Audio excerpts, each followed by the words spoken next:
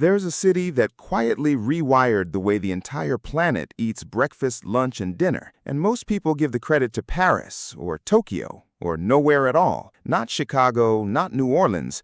New York, a five-borough island chain of immigrants, hotel chefs, street carts, and stubborn delicatessen owners somehow invented food that you have eaten. You ate it this week. You probably ate it yesterday, and you had no idea it came from a few blocks of concrete between the Hudson and the East River. Today, I'm going to walk you through 10 foods New York gave to the world. Some of these will surprise you. One of them will genuinely change how you order lunch. Let's go. Everyone argues about where the hot dog really started. Frankfurt, Vienna, the usual suspects. But nobody argues about where it became an American ritual. That happened on a sandspit in Brooklyn called Coney Island. In 1867, a German immigrant named Charles Feltman started selling sausages tucked into rolls from a pushcart on Coney Island's boardwalk. It was fast, cheap, and portable, exactly what a beach crowd wanted. But the real turning point came in 1916, when one of Feltman's former employees, a Polish immigrant named Nathan Handwerker, opened his own stand a few blocks away. He charged a nickel, half of what Feltman charged.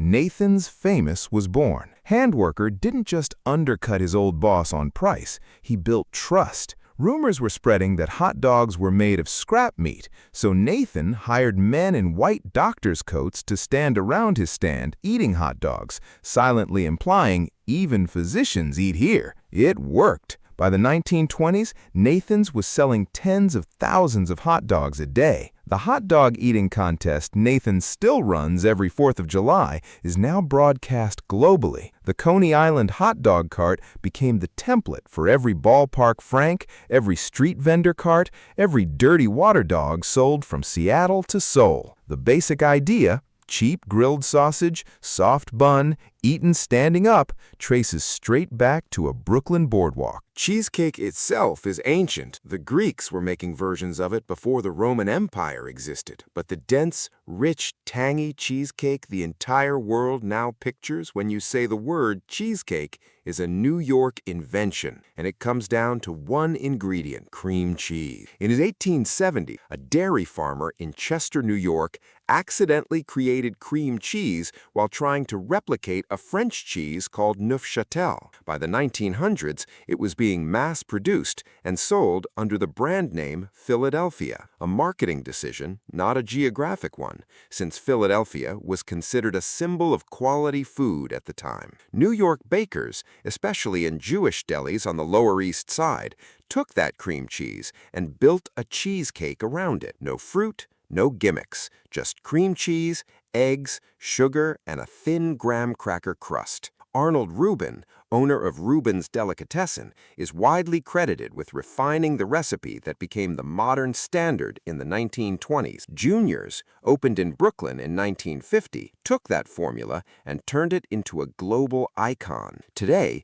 New York cheesecake is a specific, recognized style on dessert menus in London, Dubai, and Osaka. Dense, rich, slightly tangy, served plain. Nobody has to explain what that means. The city's name became the recipe's name. This one comes with a real fight attached, and I love that it's a fight. Omaha, Nebraska has its own claim to the Reuben sandwich, tied to a 1920s poker game and a deli owner named Reuben Kulikovsky. But the more documented version traces to Arnold Reuben, the same cheesecake guy, at his 24-hour Manhattan deli sometime around World War I. Whichever version is true, the sandwich that won is unmistakably a New York deli sandwich. Corned beef or pastrami piled onto rye bread, Swiss cheese melted over the top, sauerkraut for acid, Russian or Thousand Island dressing to hold it together, then grilled until the bread crisps and the cheese turns molten. It's an engineering exercise disguised as lunch. Every layer exists to balance the layer next to it. Fat needs acid, acid needs sweet, bread bread needs crunch to survive the sauerkraut's moisture. The Reuben became a diner and deli standard across the entire country by the 1950s, and international hotel restaurants now list it as a default American sandwich option. Whether Omaha or Manhattan gets historical bragging rights, it was New York's delicatessen culture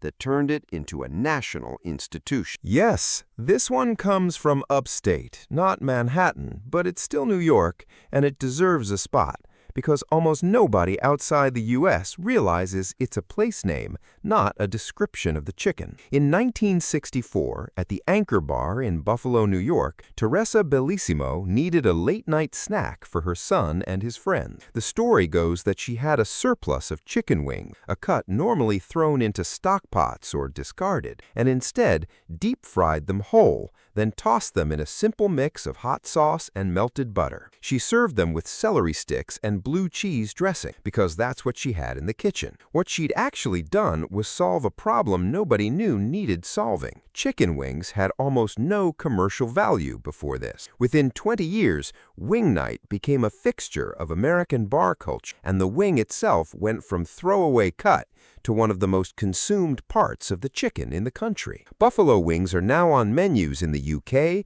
Australia, the Philippines, and dozens of other countries, sometimes still served with the same blue cheese and celery combination Bellissimo improvised on a slow Friday night. This one comes straight from a hangover, depending on which origin story you believe. The most cited version, Lemuel Benedict, a retired Wall Street stockbroker, walked into the Waldorf Hotel one morning in 1894 looking for a cure for the previous night. He ordered buttered toast, poached eggs, crispy bacon, and a side of hollandaise sauce. The Waldorf's maitre d'hotel, Oscar Chirky, one of the most influential hotel chefs in American history, liked the combination so much he put it on the menu, swapping the toast for an English muffin and the bacon for Canadian bacon. It became a permanent Waldorf breakfast fixture and then a national brunch staple. Eggs Benedict now anchors weekend brunch menus on every continent, and it single-handedly proved that hollandaise sauce, a genuinely difficult French mother sauce to execute correctly, could become a mainstream American breakfast expectation rather than a fine dining rarity. Oscar Chirky shows up twice on this list, which tells you something about how much influence one hotel chef can have. A year before Eggs Benedict, Chirky created a salad for a charity ball at the Waldorf. Just apples, celery, and mayonnaise, tossed together and served cold. No lettuce. No nuts originally. Walnuts were added later, sometime in the early 1900s, by other chefs riffing on the format. It sounds almost insultingly simple today, but at the time, it was a genuine break from heavy, cooked Victorian-era salad. It was crisp, cold, and fresh, and it became fashionable specifically because the Waldorf Astoria was the most talked-about hotel in America. Anything served there got copied nationally within a year. The Waldorf salad appears on menus from Berlin to Buenos Aires today, and it's one of the earliest examples of a hotel dish becoming a permanent part of global home cooking. Proof that a New York address could turn a simple combination of ingredients into an international standard. Technically, this one was born just outside the Five Boroughs, at the Saratoga Clubhouse, an exclusive gambling club in Saratoga Springs, New York. But the sandwich exploded in popularity through Manhattan hotels and became so associated with New York high society that hotel menus worldwide still describe it the same way today. The original version, toasted bread, sliced chicken or turkey, crisp bacon, lettuce, tomato, and mayonnaise, stacked and typically cut into triangles held together with toothpicks. The double-decker version, with a third slice of toast in the middle, came slightly later, likely also from New York hotel kitchens experimenting with the format in the early 1900s. The club sandwich is now one of the single most reliable items on hotel room service menu on every continent. It's practically the default safe order in a country whose food you don't know yet. That global reliability started at a private gambling club in upstate New York in the 1890s. This is the item that surprises almost everyone. General General Tso's chicken is not a traditional Chinese dish, and it's barely known in China at all. It's an American invention, and specifically, its popularization happened in Manhattan. The dish's roots trace to a Hunanese chef named Pen Cheng Kui, who fled to Taiwan after the Chinese Civil War and created a version of the dish there in the 1950s. Savory, not sweet, and without deep frying. But the version the entire world now recognizes, sweet, sticky, deep-fried, bright red sauce, was developed and popularized in New York City in the early 1970s, largely credited to Chinese restaurants in Manhattan, adapting the dish for American palates that wanted sweetness and crunch over subtlety. Peng himself opened a restaurant in New York in the 1970s and was reportedly unhappy with how sweet the American version had become compared to his original. It didn't matter. The sweetened, fried, New York-adapted version became the template that spread to Chinese-American restaurants across the entire country and eventually the world. It's now sold in supermarket frozen food aisles in the UK, Australia, and beyond, a dish that barely exists in the country it's supposedly named after, invented for American tastes on a stretch of Manhattan's sidewalk. Pizza existed in Naples long before it existed in New York, and nobody's disputing that. But the first licensed pizzeria in the entire United States opened at 53½ Spring Street in Manhattan in 1905. Lombardi's, run by Gennaro Lombardi, an Italian immigrant who'd been selling pizza unofficially out of a grocery store for years before making it official. What happened next mattered more than the opening date. Lombardi's trained a generation of pizza makers who went on to open their own places across the city, Totonno's,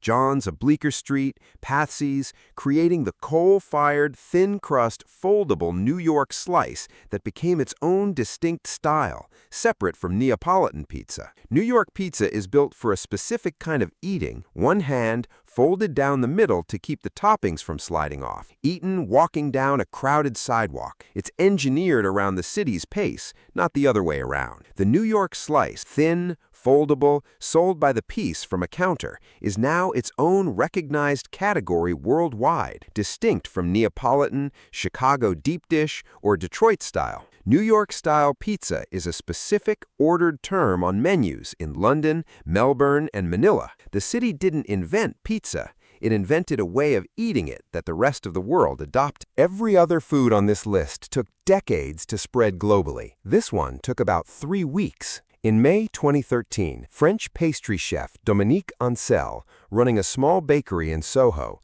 unveiled a pastry he'd spent months perfecting, a croissant-shaped, croissant-textured pastry made with laminated dough, deep-fried like a donut, filled with cream and glazed on top. He trademarked the name Cronut, specifically because he knew, correctly, that it was about to be copied everywhere. The lines outside his bakery became a genuine New York media event within days. People lined up before dawn, scalpers were reportedly reselling cronuts for $40 to $100 each, and the bakery had to cap sales at a small number per customer. Ancel had accidentally invented a new pastry category and a new kind of food as spectacle marketing at the same time. Decades before going viral was a phrase anyone used casually about a snack. Within a year, copycat versions, legally required to use different names since Cronut is trademarked, appeared in bakeries in London, Sydney, Seoul,